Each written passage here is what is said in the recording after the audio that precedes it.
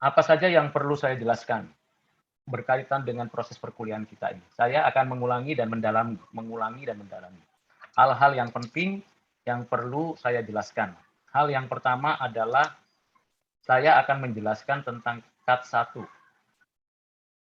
Penjelasan tentang kat 1. Kat 1 itu adalah proyek kelompok. Tulisan ilmiah secara sederhana. Proyek kelompok, tulisan ilmiah secara sederhana. Tetapi menyangkut pada bidang jurusan. Langkah-langkah yang perlu dilakukan, yang pertama ialah menetapkan terlebih dahulu mata kuliah di jurusan untuk diintegrasikan. Yang kedua, memahami dan mempelajari teori-teori apa yang dapat memungkinkan terjadinya peluang keberdosaan, terjadinya peluang adanya kejahatan. Itu yang kedua. Yang ketiga, tiap-tiap kelompok memandang dan memperhatikan materi-materi atau teori-teori dari jurusan yang dapat memungkinkan terjadinya keberdosaan itu dari sisi wawasan dunia Kristen, khususnya menjelaskan tentang adanya dosa. Karena itu materi tentang keberadaan dosa dari sesi pertama sampai sesi ke-8 itu betul-betul harus dikuasai. Supaya pemahaman, penilaian, dan pendapat tentang dosa pada satu mata kuliah atau suatu teori dari mata kuliah itu terang benderang dijelaskan. Yang keempat, mahasiswa dapat mengambil sumber dari buku-buku yang ada di referensi mata kuliah ini. Dan sekaligus juga dapat diambil dari referensi artikel-artikel jurnal yang terbit di atas tahun 2010 sebagai dasar untuk mendapatkan landasan berpikir mengkritisi apa yang ada di dalam teori-teori pada mata kuliah di jurusan. Selanjutnya, langkah kelima ialah memberikan solusi. Apa saja yang menjadi solusi yang konstruktif, yang akademis untuk memperbaiki teori-teori yang ada pada mata kuliah di jurusan dari sudut pandang wawasan dunia Kristen. Kita tahu wawasan dunia Kristen berbasiskan pada seluruh ajaran Alkitab. Itu 5 langkah untuk mengerjakan kat 1. Di dalam tulisan itu tentunya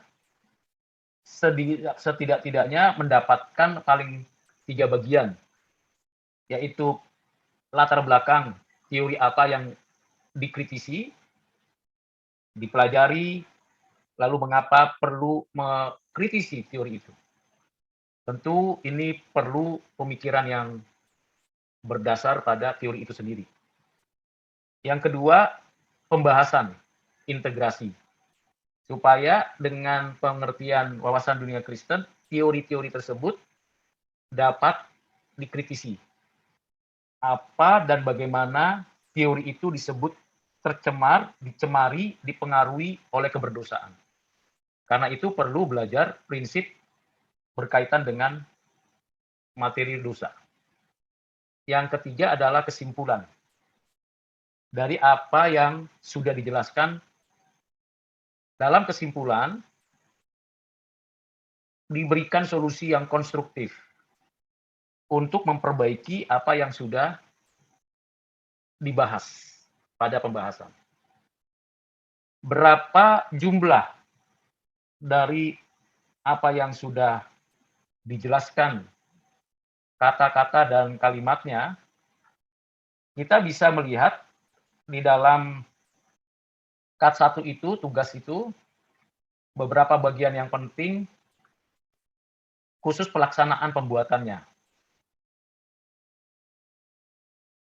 Di dalam bagian ketiga, pada ketentuan yang sudah dituliskan, hurufnya Times New Roman, ukuran hurufnya 12, spasinya 1,5, margin atas, bawah, kanan, kiri 3 cm, rata kiri dan kanan justify, satu paragraf, satu ide, minimal satu paragraf itu 3 kalimat efektif, satu paragraf, klik tab supaya bisa membedakan.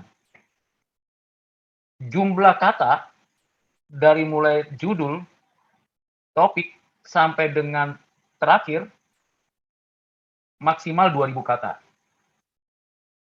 Dan rubrik penilaiannya ada 5 aspek, yaitu tentang topik, kemudian analisa masalah, integrasi, dan tentu redaksi. Topik ini sebagai latar belakang, nanti dituliskannya. Analisa dan integrasi ini pembahasan, lalu nanti juga ada kesimpulan, lalu redaksi berkaitan dengan alur pikir dan pengetikan. Itu bagian kat 1. Untuk menambah nilai kat 1, kalau ada mahasiswa yang ingin menambahkan nilai, maka disediakan kuis. Kuis 1 sampai 2 sebelum UTS, kuis 3 sampai 4 sebelum UAS. Tiap-tiap kuis itu dikerjakan secara individu dalam waktu 30 menit. Ini untuk menambahkan nilai. Total keseluruhan jumlahnya itu dibagi 4, lalu dikali 15%. Nah, jumlahnya itulah nanti ditambahkan langsung untuk nilai kat 1 berkaitan dengan proyek integrasi. Apabila kelompok tidak mau anggotanya mengikuti tambahan nilai, tidak menjadi masalah. Yang pasti kat 1-nya proyek ini mesti dikerjakan dengan baik. Itu yang pertama. Yang kedua, menjelaskan tentang, sekali lagi, tentang laporan CEPL. Laporan CEPL itu 5 kali. Minggu kedua ini adalah minggu pertama, dan minggu ke-6 adalah minggu yang kelima untuk laporan CEPL. Itulah sebabnya tiap-tiap mahasiswa perlu untuk mengikuti CEPL baik di hari Selasa atau di hari Jumat, yang dapat dipilih salah satunya.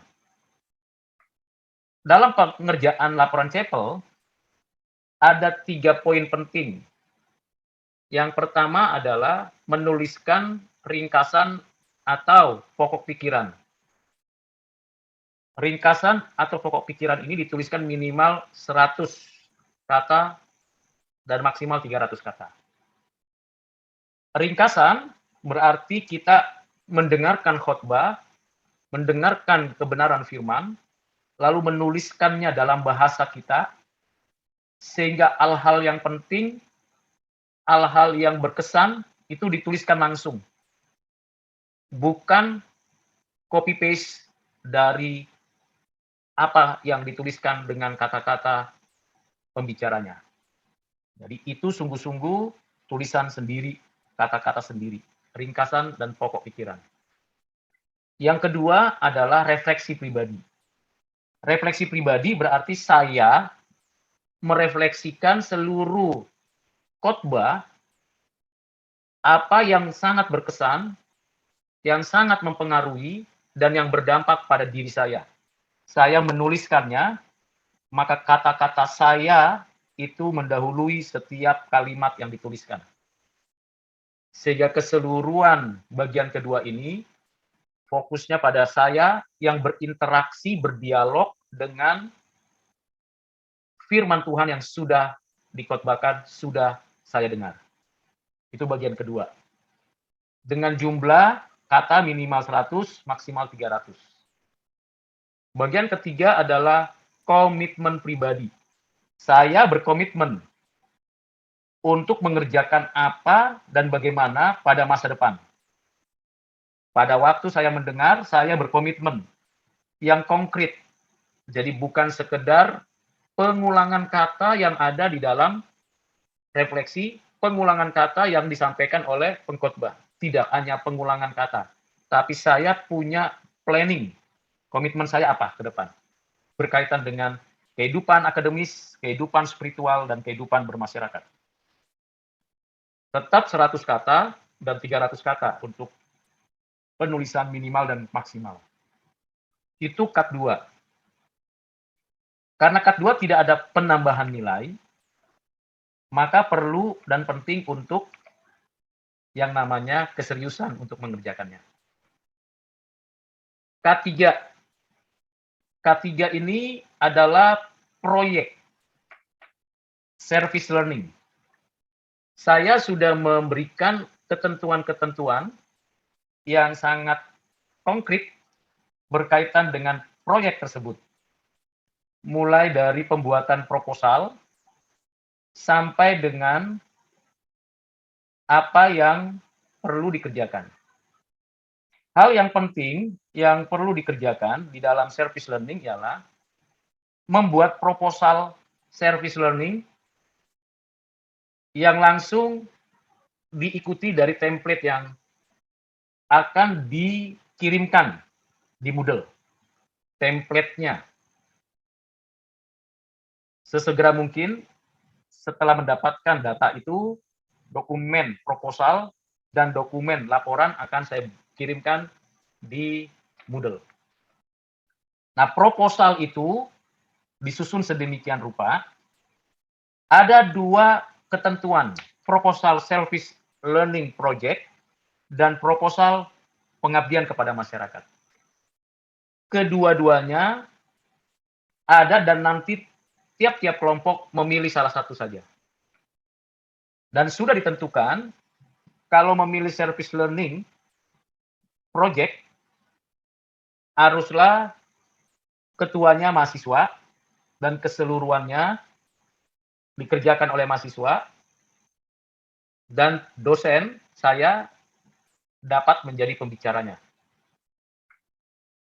Tetapi kalau PKM, maka sayalah yang membuat surat penugasan yang diminta ke home base, lalu seluruh perangkat yang berkaitan dengan proposal supaya finalitasnya itu baik diterima, sampai dengan laporannya, itu nanti diperlengkapi, dipersiapkan oleh mahasiswa, tetapi saya sebagai ketuanya akan menyempurnakan sehingga PKM tersebut berhasil. Pembicara utamanya tetap saya, dan tentunya juga mahasiswa. Mengapa Pak Rudi yang menjadi pembicara? Karena tiap-tiap dosen yang ada di kampus, khususnya yang berkaitan dengan agama dan teologi, juga melaksanakan tugas service learning dan PKM yang sama. Jadi tidak mungkin mengganggu atau mengambil mata dosen-dosen lain yang punya PKM yang sama. Yang kedua, dalam PKM ini atau proposal service learning ini, cepat-cepat sesegera mungkin menghubungi student life untuk mendapatkan mitra. Karena semua jurusan, semua kelas akan meminta mitra juga ke student life. Nah, kalau kita agak terlambat, nanti kesulitan mendapatkan proposalnya, kesulitan dalam melaksanakan tugasnya. Proposal paling lambat sebelum UTS sudah disubmit, dan tentu ketentuan yang berlakunya sudah dipenuhi, baik tanda tangan ketua, student life, maupun persetujuan yang ada. Kalau PKM, sudah ada surat tugasnya. Dan laporannya juga sudah selesai setelah UTS paling tidak pada minggu ke-13 atau 14. Itu sudah disetting di Moodle. K3 ini proyek kelompok. Itu sama seperti K1 proyek kelompok. Karena K3 ini ada 2 bagian, yaitu proposal dan laporan. Tentu di dalam laporan nanti ada link video untuk dapat dijadikan bukti dan juga link foto screen untuk pembuktian. Karena proyek ini 99,9% adalah webinar, seminar melalui secara virtual daring, kecuali ada kasus khusus memang anggota kelompoknya dan sasaran dari mitranya itu bisa bertemu tatap muka secara fisik. Tapi jika tidak, maka kami mengusulkan dan mengharapkan jangan punya pikiran ide sendiri untuk pelaksanaannya tatap muka atau fisik. Ikuti ketentuan dari student life. Itu bagian yang ketiga. Bagian yang keempat di dalam penilaian adalah UTS. UTS, tentu kita tahu bahwa di dalam UTS, apa yang dipersiapkan dan dilakukan, karena ini adalah UTS mandiri, jadi individu. Saya sudah memberikan pertanyaan di Moodle untuk UTS. Bersifat individu esai. Jadi UTS sudah tinggal melaksanakan. Berbeda nanti bagian yang kelima terakhir adalah UAS. UAS, ujian akhir semester, bersifat kelompok. Dan tentunya ini berkaitan dengan topik-topik yang ada di dalam kelompok, yang ada di dalam materi. Saya akan menentukan topik-topik yang akan dibahas di dalam UAS per kelompok, supaya tidak ada persamaan topik atau ada hal yang tidak tepat, dan juga kenyamanan kelompok untuk mengerjakannya. Itulah 5 penilaian dalam seluruh proses pembelajaran kita dari mulai 4 atau 5 Januari sampai dengan 25 April. Keseluruhannya itu ada aktivitas, sesi, dan forum sebagai tambahan nilai untuk tambahan nilai UTS dan untuk tambahan nilai UAS. Ini tergantung pada tiap-tiap individu mahasiswa. Jadi ini adalah pekerjaan mandiri, pribadi, individu. Ada batasan waktunya, keseluruhannya jumlah aktivitas itu ditambah nilainya, lalu dibagi berapa total yang dikerjakan, lalu dikali 15%, ditambahkan ke nilai UTS. Demikian juga total aktivitas sesi dan forum yang dikerjakan, dibagi jumlah aktivitas atau forum, lalu kemudian dikali 15%, lalu total jumlahnya M itu ditambahkan kepada nilai UAS kelompok. Itu sebabnya nanti UAS kelompok akan berbeda tiap-tiap individu nilainya, nilai finalnya di OPCS. Kalau ada mahasiswa yang tidak mau mengerjakan aktivitas sesi dan forum, itu tidak menjadi masalah. Tidak ada suatu pengurangan nilai. Tetapi tidak bisa lagi menuntut penambahan nilai apapun, karena sudah disediakan oleh dosen sedemikian banyak kesempatan.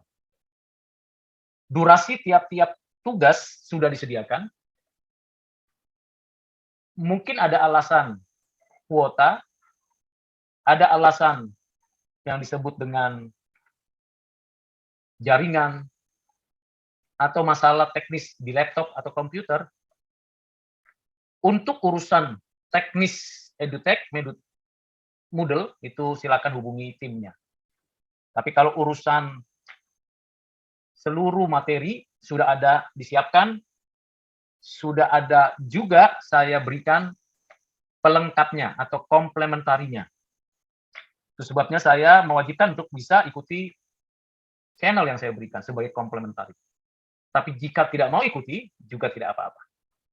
Karena apa? Di sana tentu akan diberikan komplementarinya untuk mendapatkan kemudahan-kemudahan mengerjakan cut 1, cut 2, dan cut 3. Sampai di sini dulu penjelasan awal dan pengulangannya.